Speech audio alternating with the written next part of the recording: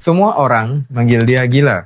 Jalan tanpa alas kaki, kaki jalan tanpa beralas, rambutnya udah kayak nggak ada pemilik, bajunya itu pun kalau masih disebut baju lebih mirip ke kain lap daripada ke pakaian. Semua orang waras bakal manggil dia gila. Kalau kita orang yang waras, kita biasanya ketawa saat di keramaian, lalu di saat sendirian kita sedih ataupun nangis. Sementara orang gila ini, dia nangis di keramaian, tapi ketawa saat sendirian. Gak ada satupun orang yang waras bakal bilang kalau orang ini waras. Gak ada.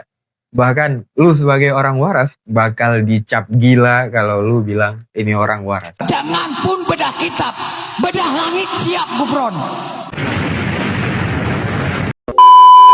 Tapi di satu waktu, di satu momen kecil, orang gila ini ngomong, orang gila ini ngasih sebuah pernyataan yang lebih waras daripada orang waras. Pernyataan paling waras justru datangnya dari orang gila. Assalamualaikum, nama gue Muksal, dan ini adalah segmen kedua dari channel YouTube gue. Di segmen ini kita bakal ngomongin hal-hal yang santai aja, yang bisa lu nikmatin sambil makan, mungkin atau sambil nyetir, sambil di waktu luang saat lagi santai-santai, atau hanya sekedar teman pengantar tidur.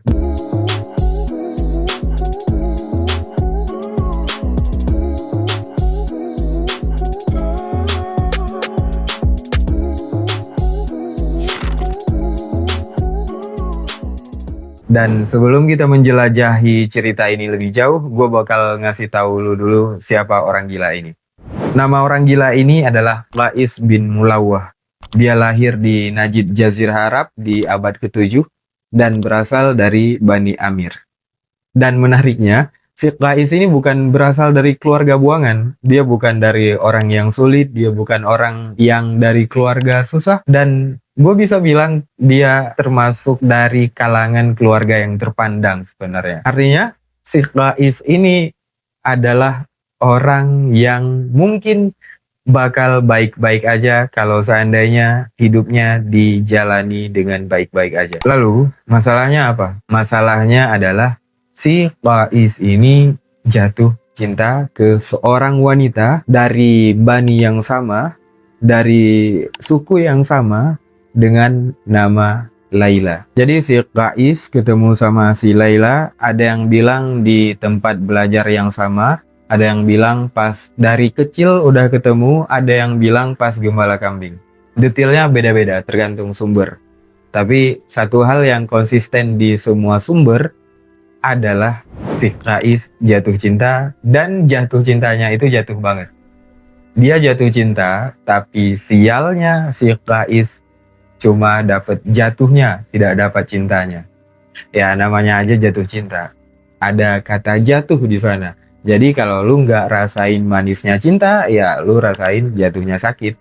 Gitu aja udah. Lalu dari situ si Qais mulai nulis ratusan puisi buat Laila. Ratusan puisi yang kemudian ratusan tahun masih dikutip dan masih dibaca. Dan fun fact-nya, Laila tidak secantik itu untuk dicintai sedalam itu. Pernah suatu ketika, Qais ditanyai raja, lu kenapa cinta ke Laila sedalam itu? Padahal secara kita lihat, Laila tidak secantik itu, dia nggak cantik-cantik amat, dia nggak istimewa-istimewa banget, masih ada cewek yang lebih dari segalanya ketimbang Laila. Lalu Qais jawab, Laila tidak cantik karena lu nggak melihat Laila pakai mata gua, kata Qais. Kalau lu nanya, apa masalahnya dari dua orang yang saling jatuh cinta? Masalahnya adalah si keluarga Laila ini nolak Qais. Alasannya beda-beda tergantung sumber. Ada yang bilang karena Qais reputasinya udah terlanjur buruk.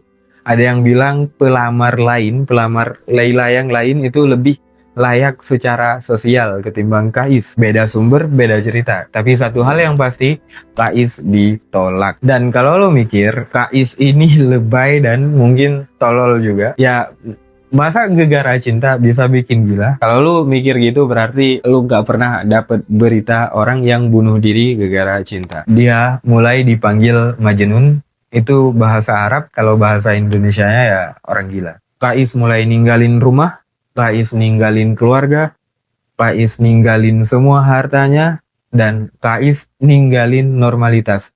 Dia mulai meninggalkan semua hal yang wajar. Dia mulai jalan di jalanan kosong, dia hidup di padang pasir, temenan sama batu dan akrab sama angin, dan tentunya dia temenan sama bayangan Laila.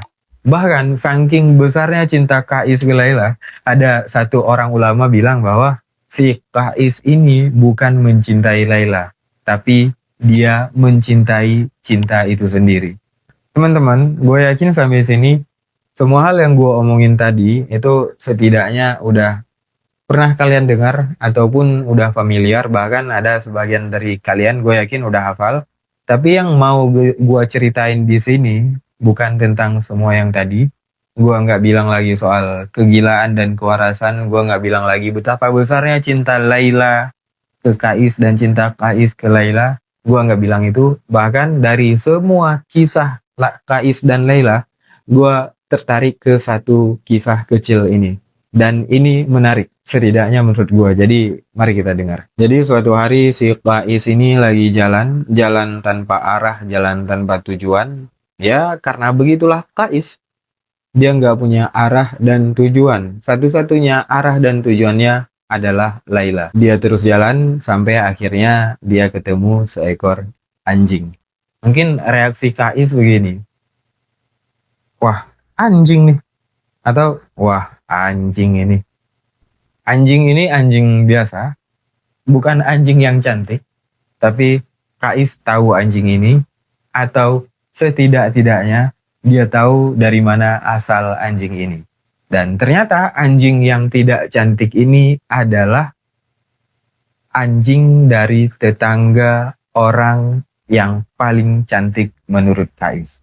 Ya, anjing itu adalah anjing milik tetangganya Laila. Lalu si Kais mulai ikuti itu anjing, dan dalam keyakinan Kais kalau dia ikutin anjing ini, dia mungkin bakal ketemu Laila, atau mungkin bisa lihat siluet Laila, atau mungkin dia bisa lihat gang rumah Laila, atau mungkin setidak-tidaknya bisa hirup udara yang sama yang dihirup oleh Laila. Dan itu buat Kais sudah cukup. Sekarang bayangin si Kais ikutin anjing dengan harapan yang masih possible, masih mungkin. Dia mungkin bisa ini, mungkin bisa itu, mungkin bisa begini, mungkin bisa begitu. Dan seperti yang kita tahu, kata mungkin, diksi mungkin itu masih possible-nya 50-50. Tapi kata mungkin itu bikin dia gerak. Kata mungkin, kalau itu tentang Laila, maka kata mungkin diartikan dengan kata pasti. Tapi kita nggak bakal bahas gila atau waras dulu, karena yang mau gue tunjukin adalah di keadaan paling nggak warasnya seseorang, dia nunjukin dan dia ngehidupin sesuatu yang bahkan orang waras kebanyakan gagal melakukan itu. Tapi itu nanti. Sekarang kita balik ke ceritanya dulu. Kais jalan terus ngikutin anjing. Dia jalan dan seakan gerak otomatis itu autopilot.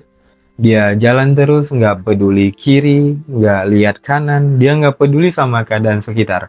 Sampai di satu titik di perjalanan itu, Kais melewati sekelompok jamaah yang lagi sholat. Dia lewat tepat di depan orang yang lagi sholat. Dia nggak sadar, dia bukan pura-pura nggak tahu. Dia bukan sosokan cuek, dia beneran gak sadar karena fokus dan pikirannya hanya tertuju ke Laila. Jadi gak ada sesuatu yang lain yang bisa masuk ke diri Kais. Sekarang gua minta lu pindah sudut pandang dulu. Lupain Kais, lupain kegilaannya. Mari kita melihat cerita ini dari POV jamaah yang dilewati oleh Kais.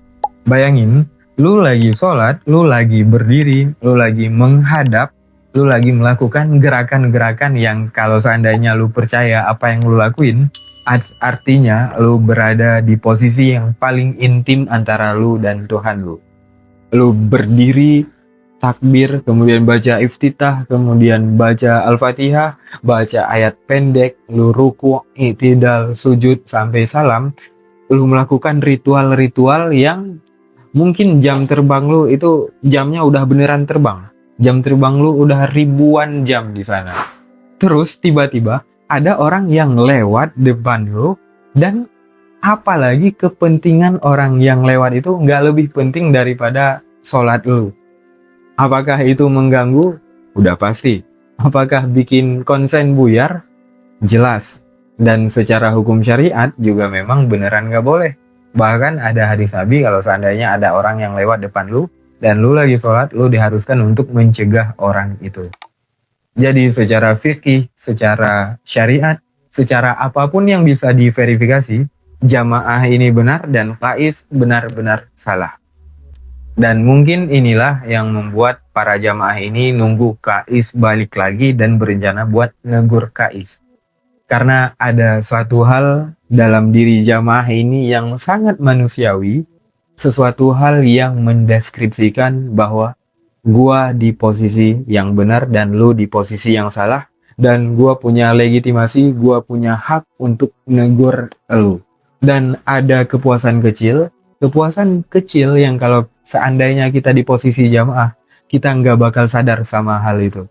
Kepuasan kecil yang bikin kita puas ketika kita punya legitimasi, punya hak, punya otoritas untuk menegur seseorang karena orang itu salah. Bukan karena kita jahat, tapi karena memang fitrah manusia pada dasarnya memang lebih suka menilai daripada dinilai. Jadi penonton selalu lebih banyak daripada pemain. Singkat cerita, Qais pulang lagi melewati jalan yang sama tanpa ketemu Laila.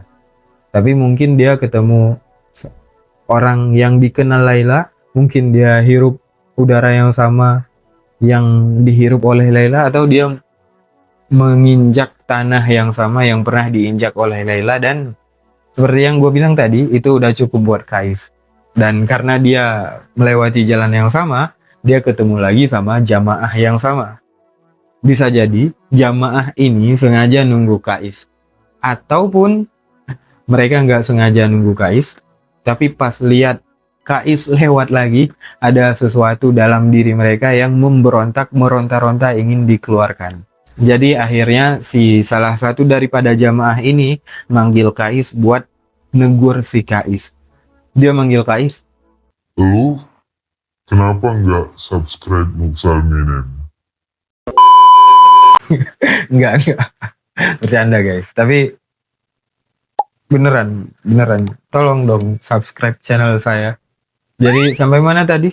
Si jamaah ini dia negur si Qais, memanggil si Qais buat negur. Dia bilang, woi gila, sini dulu. Lu ngapain tadi lewat depan kami yang lagi sholat? Lu nggak tahu itu nggak boleh dilakuin? Lu nggak tahu itu haram? Lu nggak tahu itu dosa? Lu nggak tahu bahwa kami lagi sholat? Nada suaranya pas ngomong, ini yang gue bayangin, dan gue rasa lu bisa bayangin ini. Itu nada suaranya adalah campuran antara orang yang marahnya terkontrol dan ada semacam kepuasan moral orang yang tahu bahwa dia benar dan akhirnya bisa ngomong. Dan setelah dibombardir dengan pertanyaan tersebut, dengan pertanyaan para jamaah ini, akhirnya si Qais ngomong, demi Allah, gue nggak lihat kalian sholat. Which is, kita tahu bahwa itu benar. Si Qais benar, dia memang gak lihat, dia memang gak sadar. Dan si Qais memberi alasan, gue gak lihat kalian sholat karena gue tadi fokus sama kekasih gue fokus menuju kekasih gue. Dan disinilah puncaknya, si Qais comeback. Si Qais ngomong, si Qais nanya balik. Sekarang gue nanya, lu ngapain lihat gue jalan sementara lu dalam sholat? Kalau seandainya cinta lu ke Allah itu sama besarnya seperti cinta gua ke Laila, maka lu gak bakal lihat gua jalan sebagaimana gua jalan tapi gak lihat lu sholat. Satu kata yang bisa gua deskripsikan untuk jawaban Qais adalah remontada. Bayangin keadaan jamaah itu, mungkin mulut mereka masih setengah terbuka, ingin mengeluarkan argumen baru, ingin membantah alasan Qais tadi. Tapi setelah mendengar ucapan Qais yang itu, mereka tiba-tiba bungkam. Oke, gua mau bahas ini pelan-pelan. Gua mau urai ini sedikit demi sedikit, layer demi layer. Jadi mungkin kita mikir bahwa ini adalah cerita tentang flexingnya si Qais, tentang seberapa besar cintanya ke Laila, atau ini adalah cerita tentang dramatisnya jawaban Kais dalam menskakmat pertanyaan jamaah. Tapi gue nggak mau bawa ke situ ceritanya. Yang mau gue bahas adalah si jamaah tadi, dia lagi sholat. Dia lagi menghadap yang secara syariat, secara simbolik, artinya dia lagi di hadapan sesuatu. Sesuatu atau suatu zat yang kita sebut dengan Allah. Dalam Islam, sholat bukan hanya gerakan wajib, tapi adalah titik pertemuan antara hamba dengan zat yang menciptakan hamba, antara manusia dan pemilik manusia, antara kita dan Allah. Bahkan Nabi sendiri bilang bahwa jarak paling dekat antara hamba dan Tuhannya adalah ketika mereka lagi sholat. Itu yang seharusnya ada dalam realita di kepala jamaah. Tapi realitanya apa? Dia lagi sholat, dia lihat orang yang lewat, dia tahu siapa yang lewat, dia tahu itu Kais, dia punya cukup informasi tentang siapa yang lewat, bahkan berencana buat negur orang yang lewat itu, dan dia dalam sholat by the way. Jamaah itu dan mungkin kita juga, kita belum punya sesuatu yang cukup besar, kita nggak punya sesuatu yang sebesar dan seagung nama Laila di dada Kais. Dan itu bukan sebuah kesimpulan yang bikin kita salah sebagai manusia. Itu adalah kenyataan yang jarang kita akui. Gue nggak mau sok tahu kondisi batin jamaah itu. Mungkin mereka sebenarnya adalah orang-orang yang sholatnya khusyuk, tapi sialnya, apesnya hari itu memang mereka lagi sulit fokus. Manusiawi, kita semua punya hari-hari yang kayak gitu. Tapi yang harus kita akui adalah kita sering menilai ibadah dari sesuatu hal yang kelihatan doang. Dari konsistensi, dari konsentrasi, dari kuantitas, dari gerakan yang sempurna dan bacaan yang bagus. Bukan nggak penting, gue nggak bilang itu nggak penting, tapi masih ada hal yang sangat sulit untuk diukur. Dan itu adalah kemana hati, pikiran, dan fokus kita saat lagi sholat. Di sisi lain, ada seorang ulama sufi yang perempuan tinggal di Basarah, namanya adalah Rabi'ah al-Adawiyah. Jadi pas berdoa, Rabi'ah pernah bilang gini ke Allah, "Ya Allah, kalau seandainya saya beribadah karena mengharapkan surgamu, maka haramkan jasad saya dari surga. Dan kalau seandainya saya beribadah karena takut nerakamu, seret dan bakar saya dalam neraka." Dan Kais, dia mungkin nggak tahu siapa itu Rabi'ah, atau bahkan nggak tahu bahwa Rabi'ah ini pernah hidup di bumi. Tapi Kais secara tidak langsung menerapkan dan menghidupkan logika yang sama. Tapi dalam versi yang lebih berantakan, dalam versi yang lebih manusiawi, dan versi yang lebih jalanan aja. Dia nggak nyari Laila karena ada yang nyuruh. Dia nggak cari Laila karena mengharapkan sebuah hadiah. Dia mencari Laila karena dia menganggap bahwa Laila udah menjadi bagian dari alasan dia hidup di dunia ini. Dan pertanyaan bagi kita, apakah Allah pernah di satu titik aja di dalam hidup kita itu seagung Laila dalam dada Kais? Gua nggak tahu lu sekarang lagi ngapain, mungkin lagi makan, mungkin lagi santai, mungkin lagi nyetir dan setengah fokus adalah untuk melihat jalan, atau mungkin mata udah ngantuk tapi belum juga tidur. Tapi yang gua harap satu hal dari cerita ini nempel. Sesuatu itu bukan dalam bentuk guilt, bukan dalam bentuk gua harus sholat lebih rajin lagi, yang mana itu besoknya udah hilang. Yang gua harap adalah sesuatu dalam bentuk pertanyaan yang pelan-pelan lu bawa. Waktu lu sholat nanti, waktu lu lagi berdiri dan lu takbir, coba rasain 1 detik aja, sebentar aja, lu rasain seberapa penuh sesuatu itu di dalam dada lu. Bukan soal tekniknya bagus apa enggak, bukan soal bacaannya lancar atau kagak, tapi soal lu lagi di mana sebenarnya. Karena kalau lu lagi menghadap, lu lagi sholat, dan ada orang yang lewat sedang ngikutin anjing dan lu lihat orang yang lewat itu, maka yang harus dipertanyakan bukan orang yang lewat itu, tapi diri lu sendiri. Faiz dalam sholat kita mungkin bisa jadi teman kita sendiri, atau mungkin keluarga kita, atau mungkin isi pikiran kita. Semua orang punya kaisnya masing-masing dalam sholat. Jadi yang harus lu lakuin adalah bukan mengharapkan tidak ada kais, tapi mengendalikan pikiran lu sendiri. Segitu dulu dari gua. Cerita ini udah ratusan tahun, tapi gua rasa masih relevan sampai hari ini. Bukan karena zaman gak berubah, tapi karena dia ninggalin suatu pertanyaan yang tidak pernah kita jawab dengan benar.